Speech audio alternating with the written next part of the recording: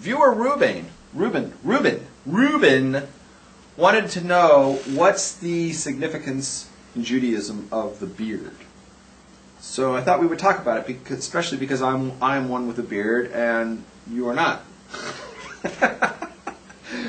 So first I'll tell you about it, and then we're going to turn it over to Luke, and Levi will tell us his thoughts, because I saw that you made a video about it.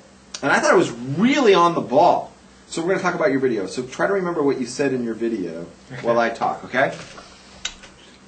Halachically, the bottom line according to halacha is you can't take a straight edge blade, a razor, and cut your face, cut all the shave. You can't shave.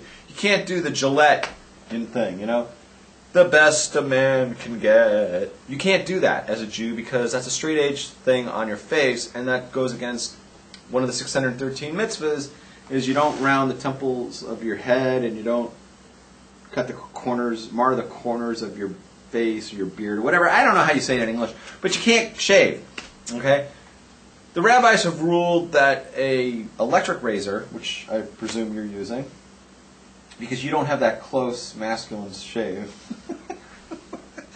is ruled to be like a fast-moving scissors. And a fast-moving scissors taking off your hair, that's fine, because that's like trimming. So all you're doing is trimming, but at a very close to the face trimming. You're allowed to cut your beard, you're just not allowed to shave it off. Now, why do we go the other extreme?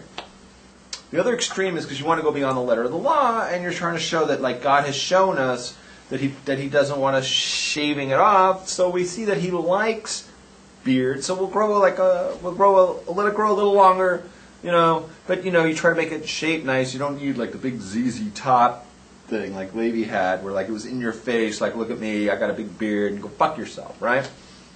And we only have 5 people left in the chat. Okay. Serial sex stories. Yeah. ZZ Torah. All right. But a beard is a Jewish thing. Now, it's always been that Jews were always recognizable, because we always had with the big beard, we always had the payas, we always looked Jewish. That was the Jewish look. And this is the way we always looked all through Europe. The Jew is always distinguished by his beard. The concept of not shaving of shaving is a new world concept. That's a new thing. For millennia, Jews never shaved. And the Jew was always recognizable because of his beard. A beard is what makes a Jew look Jewish. It's a Jewish thing. It's brought down in the Medrash that the Jews were redeemed from Egypt for 4 things that they kept.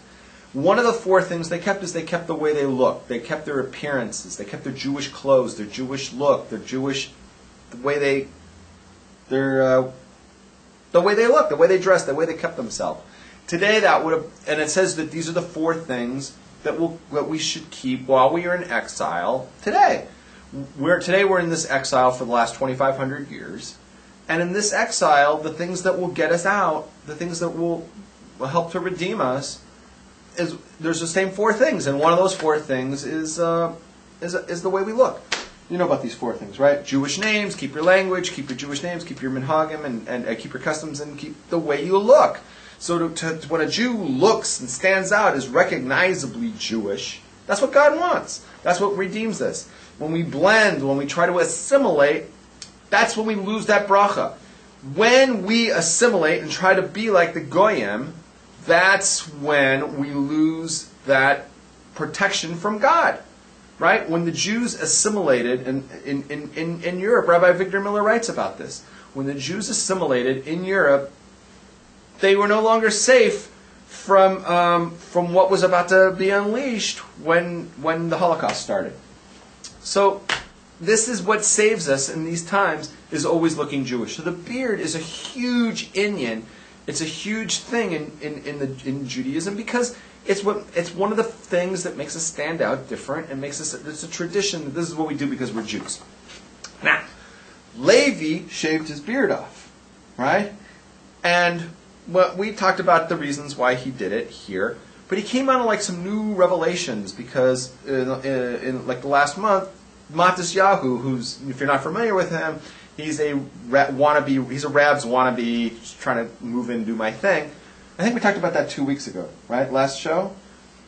Levi, since that time, has put out some very remarkable video footage, and I wanted you to talk about that. What you talked about in your video, would you talk about that now? Your insights? Yeah. If a traditional Jew grows a beard, he's either going to live up to the beard, or he's going to adjust his life to live up to his beard, or he's going to adjust his beard to fit his life. So if you're in traditional Jewish life and you have a beard, you're kind of expected to live up to the beard. You don't step foot inside treif restaurants. Maybe you don't even go to video stores or movies.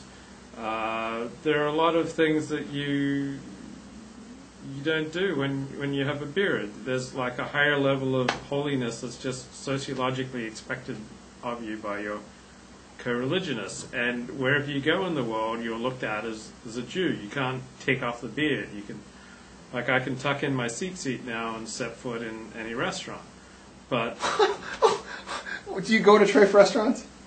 No, but if I needed to, like if I had to do business or something, or I see what you're saying. Whatever, I can just tuck in the seat, take off my yarmulke, and go in there. And well, I'm not going to find you a Jack in the Box down the street. No. Okay. But when you take on that responsibility of looking Jewish, eventually you can't live. Most people can't live a life. That's forever. what I want to hear from you. Okay. Most people can't live a life forever. At some point, you're going to have to either adjust your life to fit up to your Jewish look, or you're going to have to get rid of your Jewish look to fit your more assimilated life. And so for me and Matisyahu, we were kind of like living the life for a while, and it was kind of fun, and it was like our trademark, and it was like, ooh, I'm doing the traditional Jewish thing. But, we knew we weren't the real deal.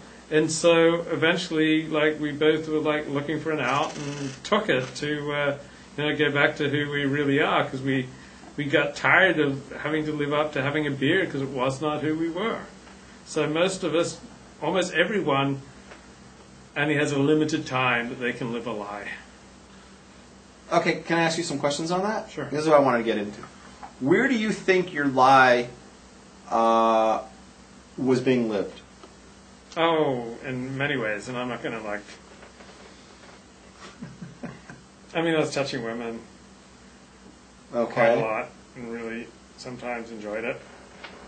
So now you can do that, and you don't have to feel guilty. Right. Okay, keep going. You know where I'm going to go with this. No, I don't. But there are lots of ways that, someone just has to tune into this show and they can see that I don't have a life and a heart that's been totally transformed by Torah. They can see that I'm pretty wild and goyish still and irreligious. So I got so many different things I got to say. Okay. On the thing about the touching women or whatever, right? It doesn't have to be touching women. It could be touching women or eating treif food or whatever it is, right? If what keeps you from doing that, not you, but anyone, right, is your beard. Mm-hmm. If you've got a beard and still you're touching women and you're eating treif, so cutting your beard off is not going to make you holier. All it's going to do is make you feel less guilty and less. It's going to serve, your deterrent is gone, your reasons to feel guilty are gone. Now you're just going to, it's like, spring the doors open, and I'm going to, touchy-feely, have a cheeseburger, give me, fill the titties, have a cheeseburger, titties and cheeseburger, right? Titties and beer. So what is that? So when people said, "Oh, is Matisyahu done with Torah?" I don't think it's a stupid question to Levi the way he's explained it. Are you done? Is this now your green light and you can go play with women? I'm not done with Torah, and I haven't really diminished my observance. I'm just I don't have as much. It's just my life is just easier.